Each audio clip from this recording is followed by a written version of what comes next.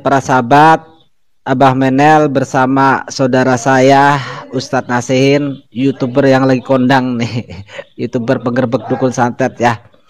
Sebelum kita mulai berbincang-bincang, di sini saya memperkenalkan bahwa Ustadz Nasihin ini sudah saya anggap sebagai saudara kandung ya, dan Ustadz Nasihin ini pun banyak pendukung dari tim Banten, dari para pendekar juga. Nanti saya pun akan mengundang Ustadz Nasihin ke Banten dan untuk ketemu dengan para pendekar juga, karena banyak juga fan-fan Ustadz Nasihin nih di Banten nih. Nanti kita saksikan ya persahabat ya. Baiklah, kita sambil membahas ini saya ucapkan salam dulu ya.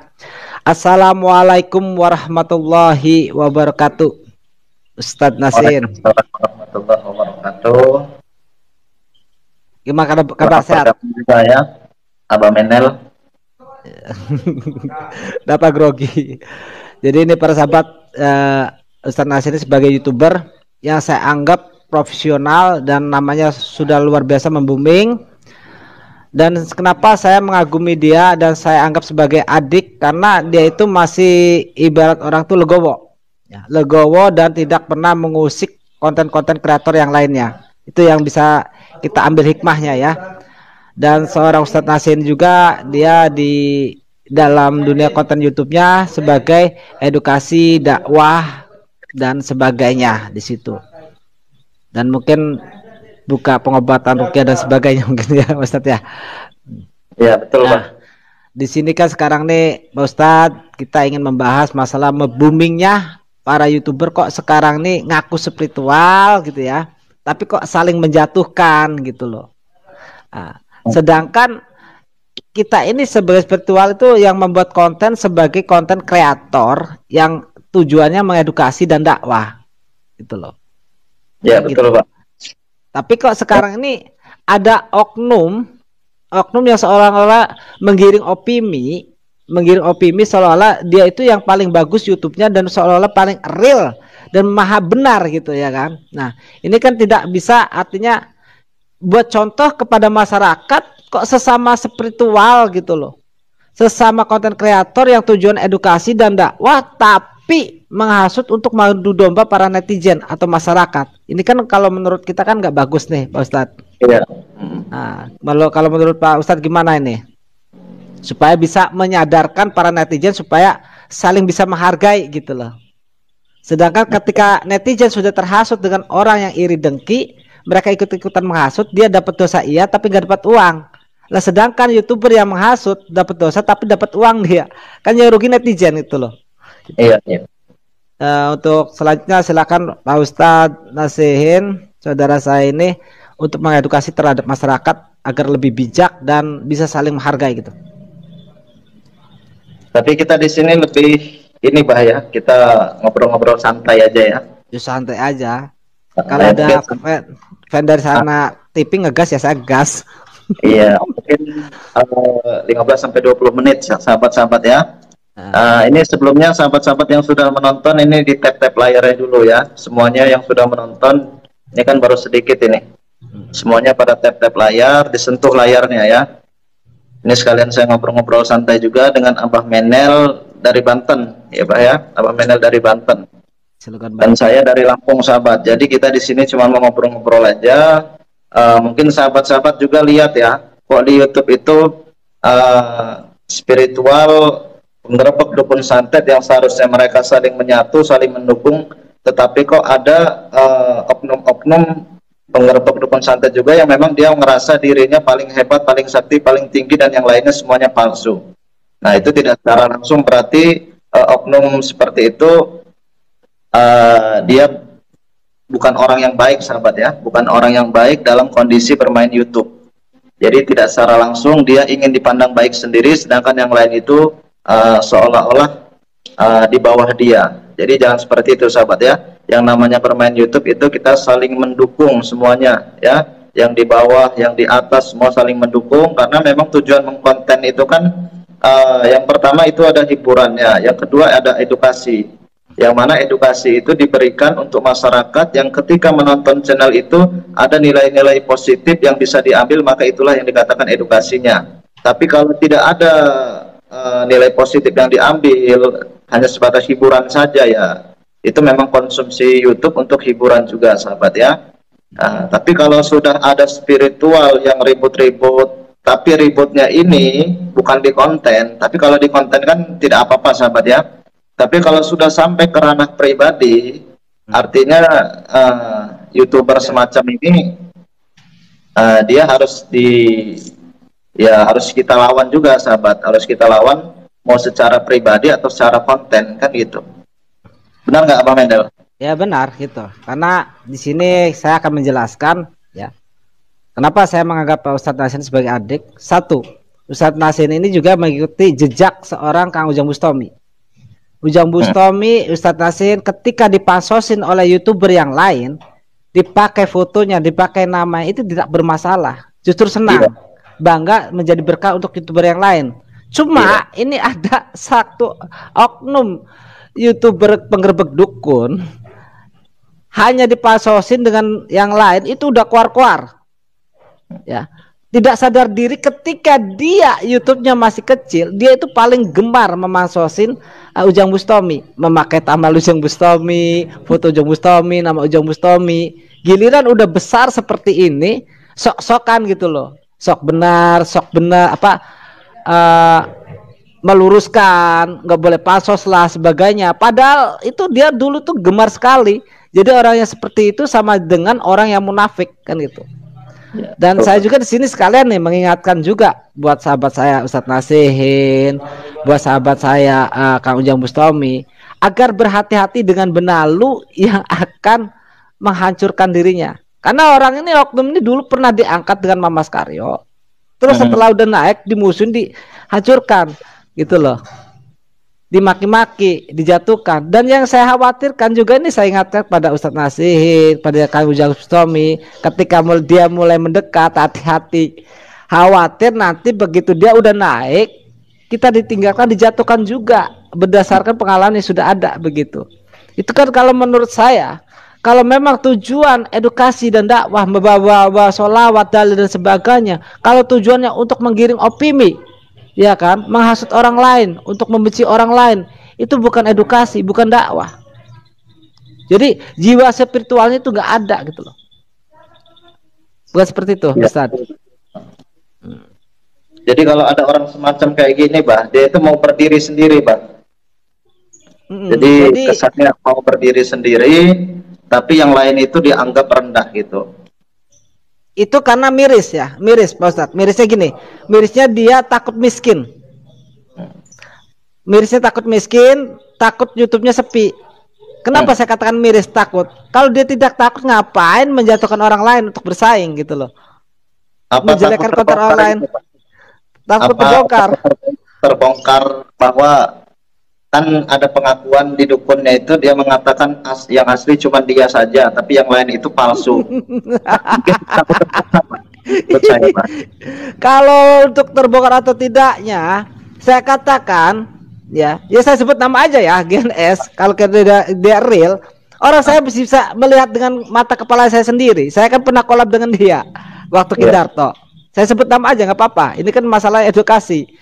Sama saja, hanya konten hiburan, settingan, nggak real. Kalau ngaku-ngaku real nggak percaya saya. Soalnya saya dan Kang Ian Guru menyaksikan langsung gitu loh. Dan videonya ada gitu loh. Maka dari itu jangan sok-sok benar, jangan sok-sok real, hargailah konten kreator yang lain. Kalau tujuan edukasi dan dakwah, berikan pencerahan, cerdaskan para netizen, masyarakat, untuk saling bersatu, saling mendukung, saling mendoakan, bukan menghasut untuk saling membenci gitu loh. Karena iri, dengki dan menghasut orang untuk membenci itu adalah sifat setan. Bukan begitu Pak Ustaz? Ya, betul. Monggo. Apalagi sampai menyebarkan aib ya Pak ya. Sampai menyebarkan aib, cuma permasalahan kecil. Ya, makasih Mati Rasa Jeda hadir. Hal sepele sampai membuka aib. Sedangkan di dalam kitab suci Al-Quran, ya kan, membelucuti, mempermalukan orang, semalu-malunya aib orang itu tidak diperbolehkan. Gitu loh. Kalau dia pintar ngaji, bisa ngaji, paham itu, nggak mungkin dia berani gitu loh. Gitu loh. Kan gitu.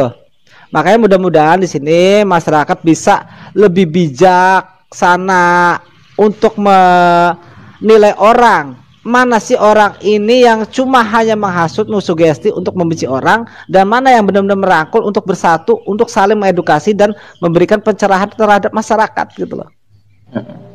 Yang saya nilai, ini Ustadz Nasin sering dipansosin, ya, sering dipakai tamelnya, sering dipakai namanya, sama Kang Ujang Bustami pun seperti itu, dipansosin pakai namanya, itu tidak ada masalah, welcome aja.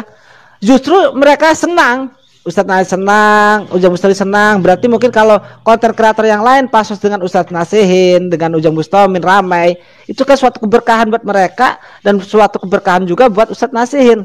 Kan gitu. Ya, betul, Pak. Bisa memberikan rezeki kepada mereka dengan cara seperti itu. Kan gitu. Bisa membagi rezeki juga ya. Ini baru viral segitu aja udah sok-sokan. Dulu waktu kecil itu Ujang Bustami gerebek dukun 30 dukun santet kalah, ikut-ikutan bantu, ya kan, ngebantu, padahal ngebantunya bukan di tempatnya Kang Ujang Bustami, di belakang rumahnya di sawah dengan murid-muridnya, kan sama saja settingan, itu pansos. Jadi nggak usah munafik bagi saya, nggak usah munafik kalau sama-sama tukang pansos, ikut-ikutan pansos, pakai nama orang, pakai foto orang, nggak usah munafik. Yuk kita bareng-bareng, kalau tujuannya ingin edukasi dan dakwah, memberikan pencerahan terhadap masyarakat, kita rangkul masyarakat itu agar kita tidak saling membenci, saling asah, saling asih, saling asuh, apalagi di bulan suci Ramadan. Kan gitu Pak Ustadz? Ya betul, Pak. Monggo. Saya kemarin sempat ini juga, Pak. Saya sudah tegur juga GNS. Ya, kenapa GNS saya tegur? Karena saya melihat di konten dia itu yang pertama, dia tidak secara langsung merendahkan para spiritual lain dan seolah-olah dialah yang paling tinggi. Dan yang kedua yang saya tidak senang lagi, dan dia mengaku orang spiritual tetapi dia suka mengumbar-umbar aib seseorang. Jadi kalau yang dikonsumsi oleh masyarakat, kok orang spiritual seperti ini, aib dibongkar, sedangkan umat muslim itu sudah tahu bahwa ketika adanya aib seseorang itu kita harus menutup, kan gitu. Nah, tapi kalau dia sengaja membongkar, artinya kan menunjukkan kalau dia memang mau bermain konten saja, ya tidak apa-apa, tapi jangan membawa-bawa nama spiritual, gitu kan? Tapi jangan terlalu mendalam masalah pribadi, iya pribadi. Kalau dia mau berdiri sendiri ya tidak apa-apa, tapi jangan menyenggol para spiritual lain. Tapi kan ini beda, Pak, ya. Si GNS ini lebih dia menyenggol spiritual lain lah dengan cara dia sendiri. Ya mungkin ketika kita senggol juga dia nggak terima, ya sudah. Artinya si GNS ini dia mau seolah-olah menggiring opini dialah yang paling tinggi dan para spiritual lain takut dengan dia. Tidak, ya bahaya. Justru malah tidak. Ketika GNS itu memancing seperti hal itu, malah kita semakin maju. Gitu. Semakin berani. Sebenarnya gini, sebenarnya bukan takut, cuman malu karena kita sebagai masa ribut. Berhubung dia itu sok-sokan, seolah-olah ditakuti, maka dari itu saya katakan sedikit pun kita tidak pernah takut. Justru saya pengennya itu kalau bisa duel di atas ring, duel gitu loh. Gue sebanyak bacot gitu loh, kan gitu. Kalau memang jiwanya laki-laki, kalau pengennya rusuh. Kalau kayak Ustadz Nasin sama saya kalau urusan rusuh gitu ya hobi gitu loh. Kita kan pernah sama-sama anak jalanan, jadi hobi kita ladenin gitu kan. Iya betul, Pak. Gitu. Makanya kalau memang tujuanmu, kontenmu untuk edukasi dan dakwah, mencerdaskan anak bangsa, ya kan, merangkul, saling asah, saling asih, saling asuh, nggak usah sok-sokan munafik lah. Cuma pasang sedikit aja udah koar-koarnya kayak seolah-olah des supaya kita itu takut gitu loh. Sebenarnya bukan takut Ustadz, pengen ketawa gitu loh. Pengen ketawa aku tuh. Bukan takut. Ketawanya apa? Munafik dia. Munafiknya di mana? Dia pun sering pansos dulu gitu ke Ujang Bustami gitu. Jadi malu sendiri bagi saya. Dia itu malu sendiri seharusnya gitu. Akhirnya belak-belakan kan gini kan. Monggo Pak Ustadz. Ya intinya sahabat-sahabat semua di sini hanya ngobrol aja sahabat ya. Jadi sekalian klarifikasi juga Mbak ya. Biar masyarakat juga menjadi salah paham. Ini kok kenapa di YouTube GNS sama Ustadz Nasin kok kayak kurang baik gitu kan. Seolah-olah GNS itu mengancam-ngancam. Nah itu sahabat ya. di sini saya jelaskan juga sekalian di live TikTok sini, mungkin sahabat-sahabat yang sudah menonton YouTube juga tahu. Jadi si GNS ini dia seolah-olah menggiring opini bahwa konten dia itu yang paling bagus dan dia ilmunya paling tinggi. Jadi spiritual yang lain itu hanya sebatas spiritual palsu yang hanya ikut-ikutan saja. Jadi dia ingin menunjukkan diri sendiri dengan merendahkan para spiritual lain, sahabat. Oleh karena itu, ya saya mungkin terpancing untuk menyadarkan dia bahwa dukun yang ada di dalam video dia pun itu bisa saya buat, gitu ya, Bah ya. Ya bisa kita buat.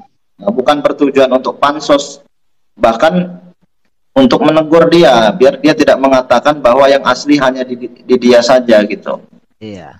Dan sekalian mengingatkan juga, ngapain fanatik, gak usah pansos, padahal dia juga dulunya sering pansos ke Ujang Bustami. Iya. Nah ini buat masyarakat ya, ingat waktu 30 dukun santet itu pada ikut-ikutan membantu Ujang Bustami, padahal belum tentu di sana, sama aja itu pansos. Ya, jadi nggak usah munafik ya Ustadz ya, kita mah saling berdamai aja, memberikan contoh kepada masyarakat. Gini loh, kita spiritual tuh saling merangkul, saling silaturahmi. Jangan takut di pansos ini, jangan takut miskin. Itu loh.